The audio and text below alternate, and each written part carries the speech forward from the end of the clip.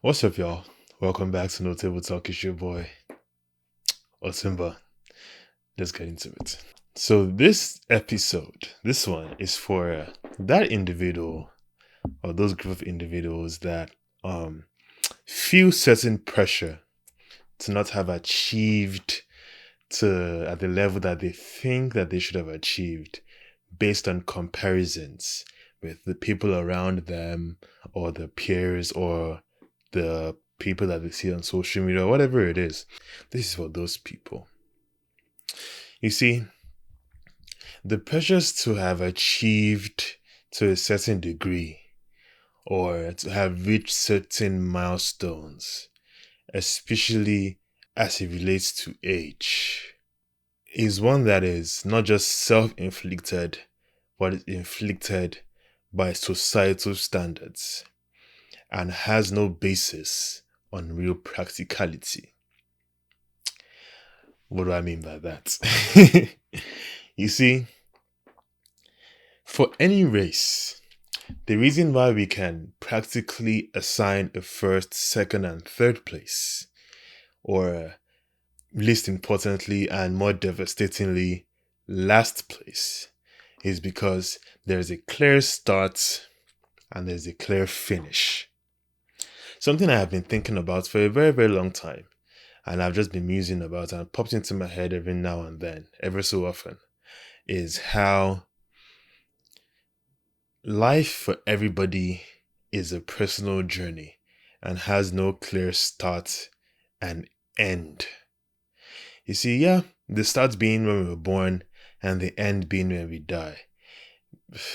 No one needs to tell us that, first of all, there is no clear start and end date for any human. It's not like human beings are statistically born and they die at a certain age. That's one. Number two, reality also tells us that we are born and then anyone could die at any time. Some people aren't even born. You get what I'm saying? Some people pass at like very young ages. Some people live past 100. Some people live to 40-ish, 50-ish. You get what I'm saying? Then the point is that for us as humans, there's no clear start and there's no clear end. You get what I'm saying? So that's an indication that our journeys are different. Our journeys are different. So if we are then not creating a blanket standard of a start and end date for human beings, then why are we creating blanket standards for milestones that we should have achieved? Think about that for a second. You see, this life thing is really a personal journey. This is reinforced by people achieving at various stages in their lives. People could, with the general standard of achievement being whether financial stability or being rich or being in the limelight, being popular, whatever it may be, depending on the industry or depending on the lane that you're in. Whatever one may have attributed to having made it or having or having been at that point of achievement, whatever it is, it's clear to us that looking around us, the people that get to those different milestones at different points in their lives. Some people start at very, very young ages. You see, even when I was younger, I used to watch Disney Channel, and I'm like, these people are my age, and they're doing this. And yeah, just like most of us, I used to just imagine myself. I'm like, dang, I would kill Hannah Montana's brother. I would kill that role, not kill him personally, but I would kill that role. Or me just being in this space, man, the sweet life of Otunba will just be fire. Or the sweet life of Credit will just be fire. I can just see myself. You know what I'm saying? We definitely have been in those spaces where we could see people that are our age mates or younger than us achieving things. We've definitely seen spaces where people just get shot into the limelight at much older ages. You feel me? That they've gone through their lives and then it's not until they're maybe in their 40s that most people, or sometimes 50s, 60s, that most people or your regular average human being would attribute to being late or attributes to your life being done and dusted. You see that that's when they have now fully stepped into their own from a place of service, or from a place of them adequately fulfilling their duties or adequately fulfilling their potential. You get what I'm saying? Reaching those milestones. You get what I'm saying? So even that further reinforces that this journey is very, very different for everybody. You get me? And I understand how the pressures can get to us.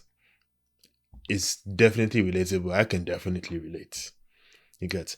But I want to use this analogy to help us understand not just how our journeys are different, but how detrimental it could be when we allow other people's when we compare ourselves with other people and we allow other people's achievements or other people's milestones dictate the frailties of our own lives, or or directly inform the frailties of our own lives. You feel me?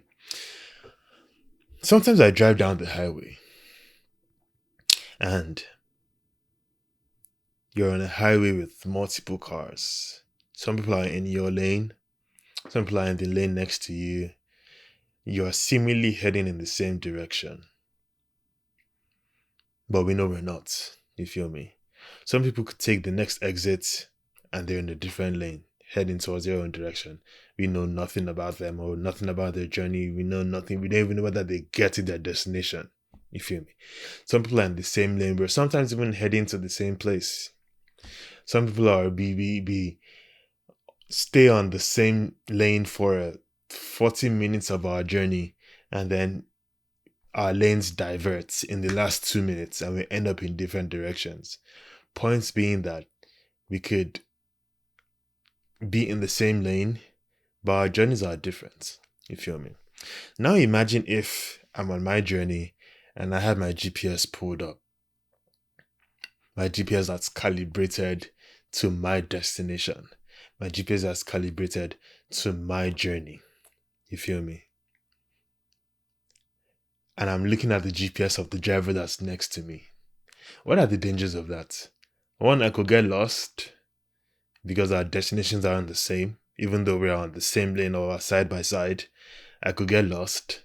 Or even worse, I could be in an accident because I'm being distracted. Because I am now no longer looking at my GPS and focusing on the road and focusing on my journey. I'm now being distracted by this person next to me, and I'm distracted by their journey. I'm looking at their GPS. You get what I'm saying? Yes, I could get lost. Yeah, that's even best case scenario. You get lost and then hopefully recover. The same way a lot of us could get lost in our journeys in life and hopefully recover. By God's grace, recover. Sometimes we could recover and get to our destinations too late because our journeys are very, very constrained by time, because we have appointments we're supposed to meet. Sometimes we don't have the luxury of time, and then by the time we recover and get back on our routes, we get to our destinations too late, and then we've lost. We've lost that appointment. We've lost the benefit of us getting there on time. We've lost the purpose of getting there, and then the entire journey has gone to waste.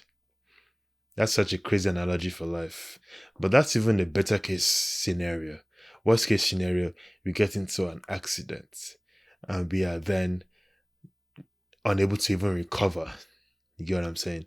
Our lives are now at a point where, yes, thankfully we may even survive the accident, we may be alive, but then our journey has ended and now we're having to cope with the wounds and the scars of this accident that could have been entirely avoided by virtue of just focusing on your journey. You know what I'm saying? And even worst case scenario is that you get into this accident and then you pass, you die. You get what I'm saying? You're unable to recover and you've even lost any potential to even get back on track. Your life pretty much ends. You feel me? You're now at a point where your purpose for life has been squandered. which even leaves further effects to the people that we are leaving behind, not just family members, but the people who have or who are our lives directly influence. Taking this analogy more closely to life, the people who our lives were made to service, the people who our lives were made to bless, the people who our lives were key ingredients in. You get what I'm saying? We are now leaving them to bear the wounds and bear the scars. The same way the people who you have been called to, or the people who, by virtue of you being created, or by virtue of you being alive, the things you would have done, the people who would have benefited from it, you have now left them at a detriment. Get what I'm saying? All of this by virtue of just not focusing on your journey, of just not focusing on your GPS, of just not staying in your lane. You get what I'm saying?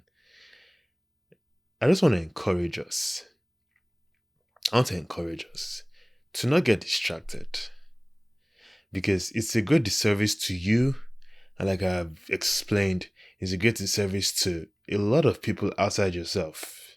You feel me? Our journeys are different. Don't let yourself fall into a place of comparison, because like I said before, it's not practical. It's not practical. Yes, it's understandable. I feel you.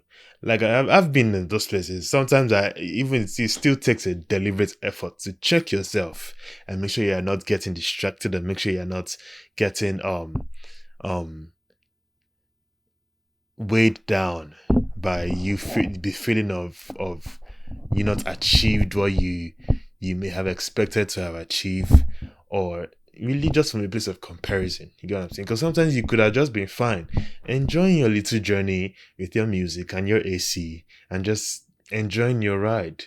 But then you just see that beautiful Lambo just speed past you. And you're like, dang, he's going really fast. I wish I could go faster. I wish I had that car. And you get distracted. You get what I'm saying? Everybody's journey is different. Everybody's journey is different. We're not in the same lane. Yes, we may even encounter people that for particular periods of our lives we're supposed to roll with. The same way, for 40 minutes of my journey, out of my 50-minute journey, I could be driving next to the same person. Me and this same person could take the same roads, take the same turns, take the same exits. But it's entirely possible that at that 40-minute mark, 10 minutes left to my journey, we could part ways. You get what I'm saying? Obviously not heading in the same direction. So me then comparing myself to his journey and his GPS, you can see that it's not based on practicality, because I'm heading in my own direction. I have my own journey to face. You feel me? So this is me encouraging that person or those group of people that feel like they haven't achieved. Don't compare yourself, but all you can do is just focus on your journey and do the best that you can. That is all you can do. That is really all you should do. You feel me? You feel me? So, this is encouraging you. This is encouraging myself. This is encouraging us. Focus on your journey. Stay in your lane. Keep your eyes on the road. Be vigilant. Be attentive. And get to your destination. Because you'll get there. As long as you do all you need to do. As long as you do your best. As long as you practice the best driving practices. You will get to your destination. You get to your destination. You feel me? Once again, thank you guys. Thank you for listening in. Thank you for watching. Hope to see you in the next episode. Once again, it's your boy Otunba. Have a blessed one. Peace. Sit back, relax, and chill. Grab a glass of wine or a cup of tea, 'cause you're listening to No Table Talk.